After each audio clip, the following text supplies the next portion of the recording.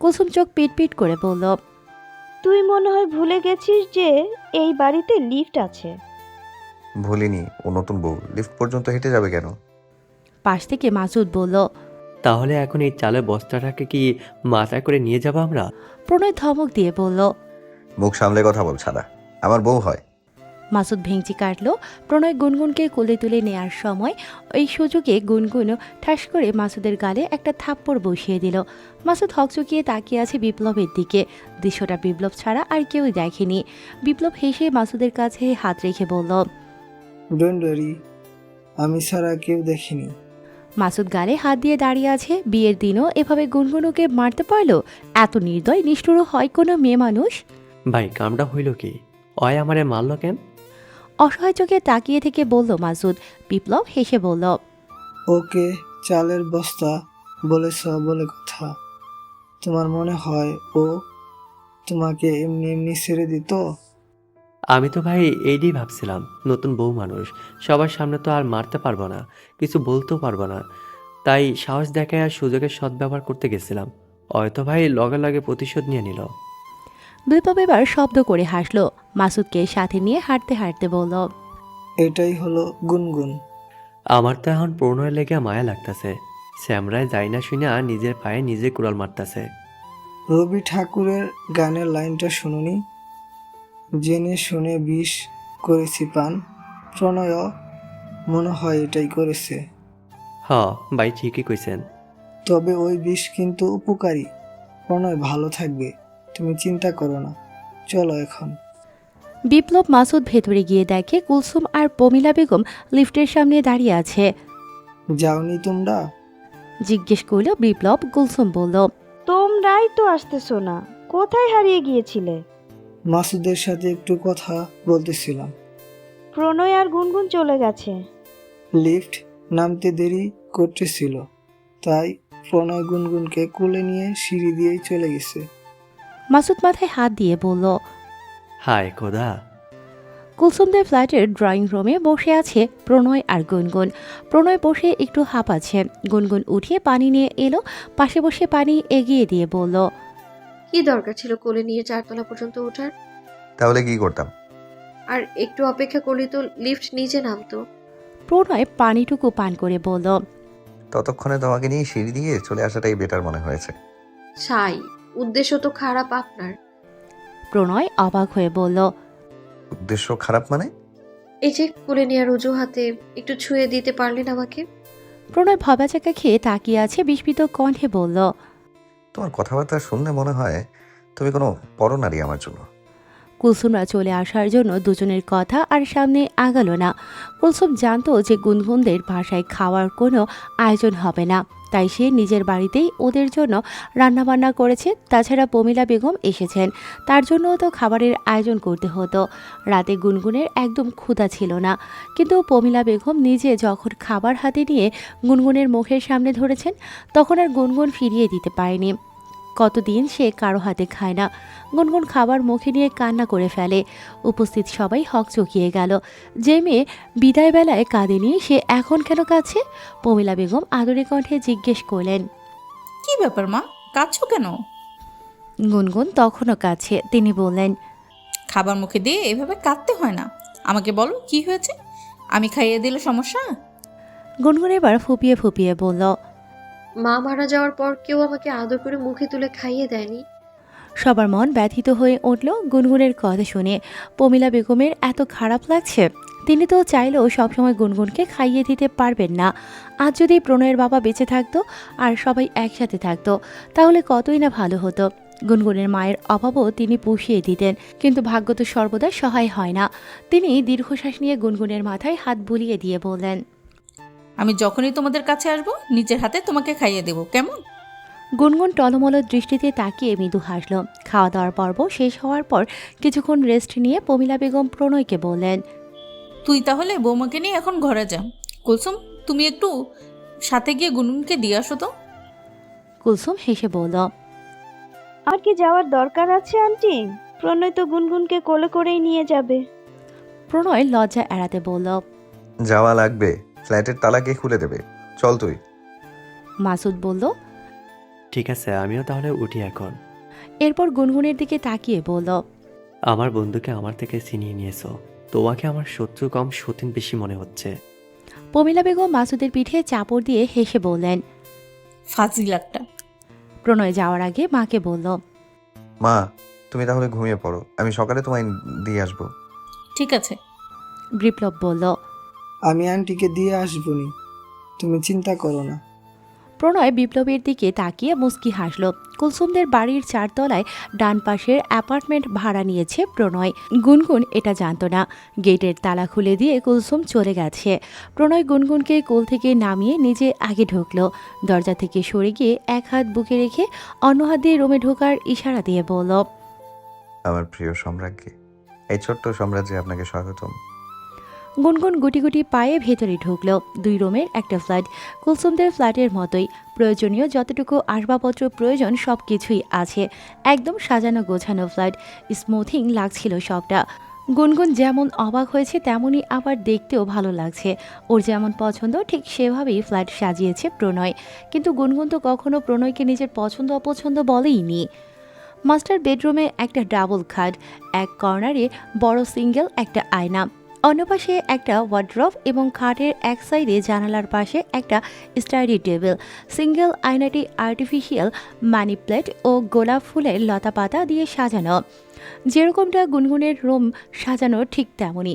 জানালার পর্দা, বিছানার চাদর সব স্কাই ব্লু কালার। বাড়ির দেয়াল সাদা রঙের, ফ্লোর সাদা টাইলসের। গুনগুনের মনে হচ্ছে এক টুকরো আকাশ অথবা সমুদ্রে আছে সে। পুরো খাটটি ফুল দিয়ে সাজানো, বেলি ফুল ও গোলাপের ঘ্রাণে পুরো রুম ভরে গেছে। গুনগুন ফুল দিয়ে সাজানো খাটের এক কর্নারে বসে জিজ্ঞেস করল। এ বাসা ভাড়া নিলেন কবে? তুমি যখন আমাকে বিয়ে করতে রাজি হয়েছো তখনই। কুলসুমকে বলার পর ও বলেছিল এই ফ্ল্যাটটা খালি আছে, তাই নিয়ে এসেছি। ভাড়া তো অনেক। তোমার তো পছন্দ, খোলামেলা পরিবেশ তুমি পছন্দ করো আমি জানি। আপনি আরো অনেক কিছুই জানেন, খেয়াল করছি। পুরো বাড়ি সাজিয়েছেন আমার পছন্দ মতো, কিন্তু আমি তো কিছু শেয়ার করিনি আপনাকে। তোমার রুম তো দেখেছি, রুম দেখেই আইডিয়া করেছি। সবটা হয়তো মেলেনি, তবে আমি চেষ্টা করেছি কেন? যাতে তুমি একটু আরামে থাকতে পারো, ভালো থাকতে পারো। টাকা পয়সার ব্যাপারে এখন একটু হিসেব করে চলতে হবে। অবশ্যই, কিন্তু তোমার বেলায় আমি কোনো হিসাবের দিকে নজর রাখতে পারবো না। আগে তোমার স্বস্তি, পরে বাকি সব। গুনগুনের মাথা ব্যথা করছে, কথা বলতে আর ভালো লাগছে না, তাই ছোট্ট করে বলল। আচ্ছা। তুমি শো, আমি লাইট নিভিয়ে আসছি। লাইট নেভানোর কথা শুনেই গুনগুনের বুকে ধুকপুকুনি শুরু হয়ে গেছে। সাহসী গুনগুনও হঠাৎ যেন ভয় পাচ্ছে। একটা ছেলের সাথে লাইট নিভিয়ে একসাথে এক বিছানায় থাকবে ভাবতেই গুনগুন ভয়ে ঘামতে শুরু করেছে। নার্ভাস লাগছে। প্রণয় জিজ্ঞেস করল। ঠিক আছো তুমি? হ্যাঁ। শরবত শরবত? শরবত কি? খাবো। এখন? কিন্তু ঘরে তো কিছুই নাই শরবত বানানোর। আচ্ছা দাঁড়াও, আমি কুলসুমের কাছ থেকে নিয়ে আসি। ঠিক আছে। প্রণয় চলে যেতেই গুনগুন তাড়াতাড়ি শুয়ে পড়ল। ও ফিরে আসার আগেই ঘুমের ভান ধরে পড়ে থাকতে হবে। কোনোভাবে প্রণয়ের ডাকে সাড়া দেওয়া যাবে না।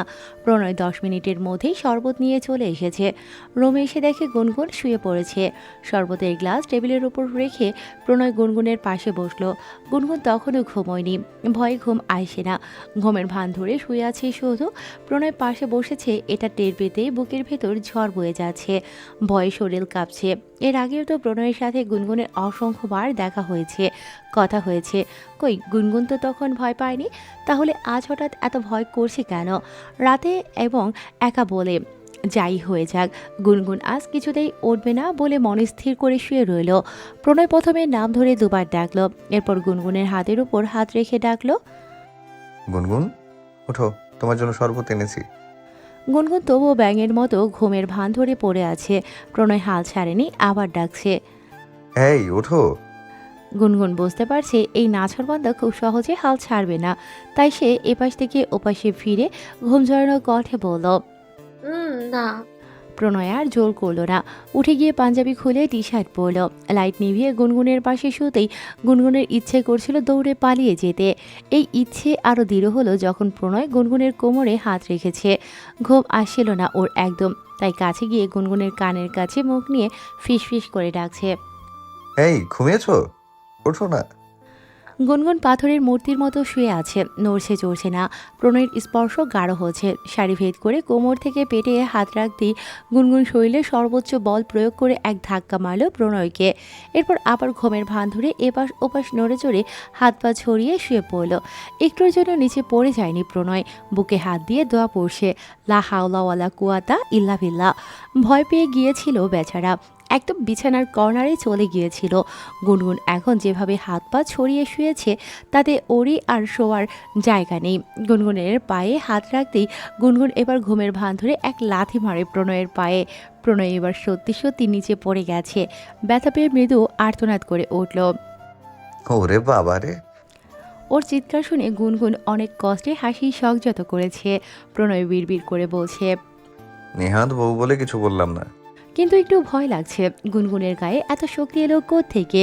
ঘুমতো মানুষের এত শক্তি থাকে নাকি? নাকি আবার জিনে আছর করেছে? প্রণয় তড়িঘড়ি করে আবার এগিয়ে গেল গুনগুনের কাছে, ব্যস্ত হয়ে ডেকে বলল, গুনগুন, এই গুনগুন, তুমি কি ঠিক আছো? অনেকক্ষণ ডাকাডাকির পর গুনগুন ঘুমের ভান ধরে বিরক্তি মিশিয়ে বলল, ঘুমোচ্ছি তো, মাথা ব্যথা করছে, ডাকবেন না প্লিজ। প্রণয় দীর্ঘশ্বাস নিয়ে বলল। আচ্ছা। এরপর একটা কম্বল গুনগুনের গায়ে দিয়ে নিজেও পাশে শুয়ে পড়ল চুপচাপ। বাসর রাতেও বউয়ের হাতে মায়ের খেতে হলো। সোহাগ রাত নাকি মায়ের রাত, এটা প্রণয় ঠিক বুঝতে পারছে না এখনও। গুনগুনের সকালে ঘুম ভাঙলো প্রণয়ের ডাকেই। ভয়ে ভয়ে অনেকটা রাত জেগেছিল গুনগুন। এরপর কখন ঘুমিয়ে পড়েছিল আর খেয়ালই নেই। সে পিটপিট করে চোখ মেলে দেখে প্রণয় জানালার পর্দা সরিয়ে দিয়েছে। এক ফালি ঝলমলে রোদ্দুর জানালার কাজ ভেদ করে রোমে ঢুকেছে। রোদ্দুজ্জ্বল রোমে প্রণয়কে দেখে গুনগুন মুগ্ধ হয়ে তাকিয়ে আছে। প্রণয়ের পরনে সাদা শার্ট, কালো প্যান্ট, শার্ট ইন করে পড়েছে, হাতা ফোল্ড করা, টপ 3টা বোতাম খোলা, চুলগুলো ভেজা কিন্তু পরিপাটি। কি যে সুন্দর লাগছে প্রণয়কে আজ। প্রণয় এটা লক্ষ্য করে জিজ্ঞেস করল। কি দেখছো?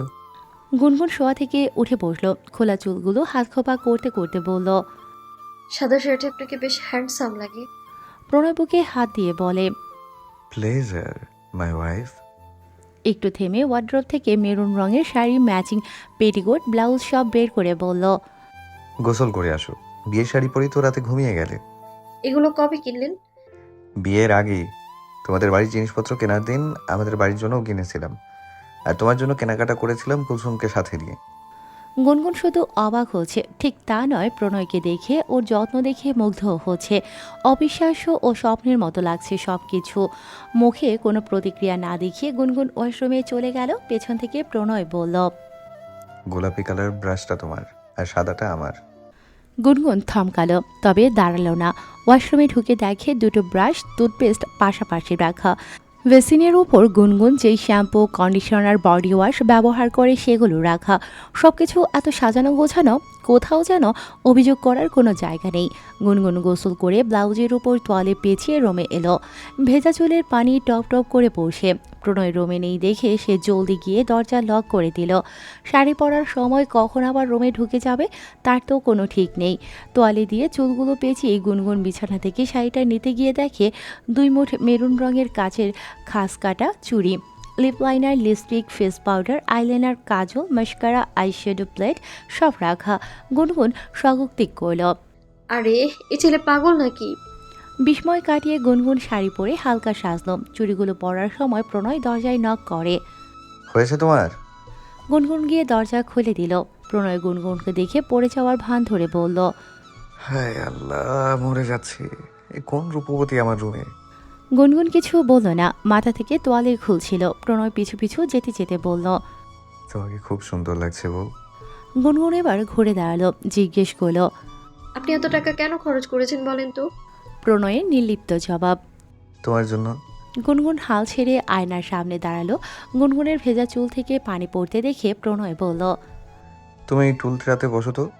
গুনগুন জিজ্ঞেস করলো, কেন? বসো। প্রণয় ওয়ার্ড্রোবের নিচের ড্রয়ার থেকে একটা হেয়ার ড্রায়ার বের করলো। গুনগুন অবাক হয়ে বলল, আপনি এটাও কিনেছেন? তোমার যে লম্বা চুল, শুকাতে তো সময় লাগে। ভেজা চুলে বেশিক্ষণ থাকলে যদি ঠান্ডা লেগে যায়। এগুলো খুব বাড়াবাড়ি রকমের পাগলামো। তাই হলে হোক, প্রয়োজনে তোমার জন্য সর্বোচ্চ পাগলামি রেকর্ড করব আমি। গুনগুন কথা বলার ভাষা হারিয়ে ফেলেছে। প্রণয়কে জোর করেই আয়নার সামনে তুলে বসালো। হেয়ার ড্রায়ারের সুইচ লাগিয়ে বলল, শোনো, আমি কখনো কারো চুল কিন্তু শুকিয়ে দেইনি, তুমি ফার্স্ট। ইউটিউবে দেখে শিখেছি, ভুলভাল হলে কিন্তু কিছু বলো না। আপনি এত কিছু জানেন কিভাবে বলেন তো? কুলসুমের থেকে জেনেছি, মেয়ে ফ্রেন্ড থাকার সুবিধা আছে। শুরুতে মনে হতো কুলসুম কিভাবে যে আমার বন্ধু হয়ে গেল, কিন্তু এখন মনে হচ্ছে ভাগ্যিস ও আমার বন্ধু হয়েছিল, নয়তো এত কিছু আমি জানতাম কিভাবে। ইন্টারনেট ঘেটে আর কতটুকুই বা মেয়েলি বিষয় সম্পর্কে জানা যায়। ব্লাউজের মাপও কি কুসুম আপু বলেছে? বলেনি, সাথেই ছিল। ওকে সাথে নিয়েই তো তোমার সব জিনিস কিনেছি। তুমি একদিন ওর শাড়ি ব্লাউজ পরেছিলে, মনে নেই? গুনগুন মনে মনে বলল। হায় আল্লাহ! প্রণয় হেসে বলল। আচ্ছা শোনো, বিয়ের পরে তোমাকে আরো বেশি সুন্দর লাগছে, কেন বলো তো? আপনি কেন এইসব বাড়তি খরচগুলো করেছেন আমাকে আগে সেসব বলবেন একবার। বাড়তি খরচা কোথায়? এগুলো তো সব প্রয়োজনীয়। আমি তো চাই আমার বউ সবসময় সুন্দর করে সেজেগুজে পটের বেবি হয়ে থাকুক। আমি তাকালেই যেন আমার চোখ দুটো শীতল হয়ে যায়, মনটা ঠান্ডা হয়ে যায়। একটু থেমে হঠাৎ কিছু মনে হয়েছে এমনভাবে প্রণয় বলল। আচ্ছা গুনগুন, তোমার সাথে কি কোনো জিন আছে নাকি? আয়নাতে প্রণয়ের দিকে তাকিয়ে গুনগুন বলল। না তো, কেন? প্রণয় মনমরা হয়ে বলল। তুমি আমাকে রাতে ধাক্কা দিয়েছো, লাথি দিয়ে ফেলে দিয়েছো, মনে হচ্ছিল তোমার গায়ে অসুরের শক্তি। গুনগুন মুখ টিপে হেসে বলল। আসলে আমার ঘুম একদমই ভালো না, এই জন্যই কেউ কখনো আমার সাথে ঘুমোতে পারে না। কিন্তু তুমি এত তাড়াতাড়ি ঘুমিয়ে গেলে কেন আমাকে রেখেই? তোমাকে কতবার ডেকেছি, উঠলে না। খুব টায়ার্ড ছিলাম, মাথা ব্যথাও করছিল। এজন্যই আর ডাকিনি। এখন ভালো লাগছে? হুম। নাস্তা করলে পুরোপুরি ভালো লাগবে। চুল শুকনো হয়েছে কিনা দেখো তো। হ্যাঁ, হয়েছে। আচ্ছা বসো, আমি আসছি। প্রণয় রোমের বাইরে গিয়ে আবার কিছুক্ষণের মধ্যেই চলে এলো। এক হাতে খাবারের প্লেট, অন্য হাতে পানির গ্লাস। টেবিলের উপর গ্লাস রেখে প্রণয় খাবার নিয়ে খাটে বসলো। গুনগুনকে বলল। বসো। গুনগুন বসতে বসতে দেখলো প্লেটে পরোটা, আলু ভাজি আর ডিম ভাজা। প্রণয় বলল। এখনো ডাইনিং টেবিল সোফা কিনিনি তো, তাই রুমে বসেই খেতে হবে। টাকা গোছানো হলে ওইগুলো কিনে ফেলবো। শোনো, আমরা খেয়ে ঘুরতে বের হবো, ওকে? ঠিক আছে, কিন্তু আপনার প্লেট কোথায়? আপনি খাবেন না? একসাথেই খাবো, তোমাকে খাইয়ে দিয়ে আমি খাবো। গুনগুন বিস্মিত হয়ে বলল। আমাকে খাইয়ে দিবেন মানে? এখন থেকে আর তোমাকে নিজের হাতে খেতে হবে না, 3 বেলাই আমি খাইয়ে দেবো। কেন? মায়ের আদর তো আর তোমায় দিতে পারবো না, তবে চেষ্টা করবো মায়ের অভাবটা যেন কম বোঝো তুমি। আশা করছি আমাকে কোনো বাধা দেবে না। গুনগুনের গলা আটকে আসে, চোখ টলমল করছে। গতকাল রাতে সবার সামনে বলেছিল মা মারা যাওয়ার পর আর কেউ ওকে আদর করে খাইয়ে দেয়নি। এই কথাটাও প্রণয় মনে রেখেছে, খালি জায়গা ও আফসোস মিটিয়ে দিয়েছে। গুনগুনের না করার সাহস হলো না, বিবেক তাকে সায় দেয়নি। তাই প্রণয় যখন খাবার মুখের সামনে ধরল, গুনগুন একদম কোনো জেদ ধরেনি, চুপচাপ খেয়ে নিয়েছে। গুনগুন কোনো ঝামেলা করেনি বলে প্রণয় নিজেও খুশি। গুনগুনকে খাইয়ে দেওয়ার সময় সেই গল্প বলছিল। গুনগুন খেতে খেতে চোখে পানি নিয়ে হাসছে, হাসতে হাসতে বলল। আম্মু আমাকে খাইয়ে দেওয়ার সময় যে গল্প বলতো, এটা আপনি জানলেন কি করে? জানিনি, আন্দাজ করেছি। বলতে গেলে ছোটবেলাতেই তো শাশুড়ি আম্মুকে হারিয়েছো, তাই মনে হলো বাচ্চাকালে হয়তো তোমায় নিয়ে তিনি গল্প শুনিয়ে খাওয়াতো। হ্যাঁ, খুব বাচ্চা যখন ছিলাম তখন গল্প শুনিয়ে খাইয়ে দিত। বড় হওয়ার পর তো আর গল্প বলতো না, আর এখন তো আরো বড় হয়ে গিয়েছি। না, তুমি বাচ্চাই, আমার কাছে বাচ্চা হয়েই থাকো, ভালো লাগবে আমার। আপনি গল্প জানেন কি করে? আম্মু ছোটবেলায় যেসব গল্প শোনাতো ওইগুলাই কিছু কিছু মনে আছে। আজ একটা শোনালাম, রাতে আরেকটা শোনাবো। গুনগুন হাসছে। প্রণয় মুগ্ধ হয়ে ওর হাসি দেখছে। এই হাসি এবং হাসি মুখটাই তো সে সব সময় দেখতে চেয়েছিল। গুনগুন হাসতে হাসতে বলল। দিন, প্লেট ধুয়ে রাখি। হুম, আমি ধুতে পারবো, কিন্তু হ্যাঁ, তুমি চাইলে আমার সাথে থাকতে পারো। থাকবে? ঠিক আছে। কিচেনে প্রণয়ের পাশে দাঁড়িয়ে আছে গুনগুন।